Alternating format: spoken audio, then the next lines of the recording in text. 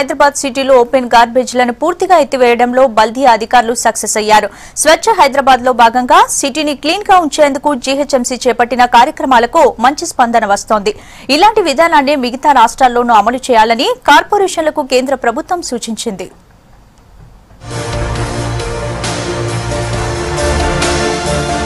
స్వచ్ఛ హైదరాబాద్ లో భాగంగా నిరంతర పారిశుద్ధ్య కార్యక్రమాల నిర్వహణ, ఇంటింటా చెత్త సేకరణ, స్వచ్ఛ ఆటోల వినియోగం లాంటి చర్యలు చేపట్టింది జీహెచ్ఎంసీ.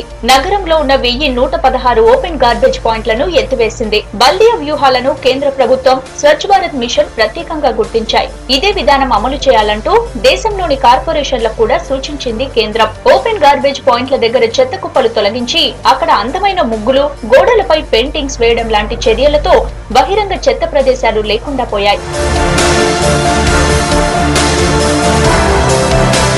సిటీలో ఇలా ఎత్తివేసిన ఓపెన్ గార్బేజ్ పాయింట్స్ లో జనం మళ్లీ చెత్త వేస్తున్నారా లేదా అన్న దానిపై అడ్మినిస్ట్రేటివ్ స్టాఫ్ కాలేజీతో జీహెచ్ఎంసీ స్టడీ చేయించింది. ఈ స్టడీలో అనేక అంశాలు వెలుగులోకి వచ్చాయి. గ్రేటర్ లోని 24 సర్కిళ్లలో కాప్రా, ఉప్పల్, అబిడ్స్ సహా మొత్తం 8 ప్రాంతాలు మాత్రమే ఓపెన్ గార్బేజ్ పాయింట్లు లేని సర్కిళ్లుగా కొనసాగుతున్నాయి. అటు LB Nagar 3A, 3B circle కూడా మెరుగైన ఫలితాలు సాధించినా వీటిని నిరంతరం కొనసాగించడానికి అవసరమైన సిబ్బంది లేకపోవడం సమస్యగా మారింది.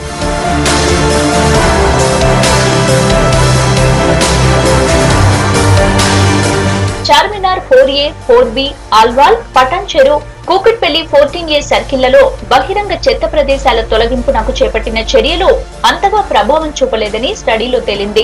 ఈ సర్కిళ్లలో ఓపెన్ గార్బేజ్ పాయింట్ల ఎత్తివేతకు స్థానికుల్లో చైతన్యం తేవాలని ఆస్కీ కోరింది. నగరంలో ఆటోలు తిరగలేని మరికొన్ని సర్కిళ్లలో ట్రై సైకిళ్ల కేటాయింపు, ఇంకొన్ని చోట్ల అదనంగా స్వచ్ఛ ఆటోలు ఇవ్వాలని తెలిపింది. ఓపెన్ గార్బేజ్ పాయింట్ల ఎత్తివేతలో కృషి చేసిన సిబ్బందికి సహకరించిన స్థానికులకు బహుమతులు ఇవ్వాలని జీహెచ్ఎంసీకి సలహా ఇచ్చింది ఆస్కీ.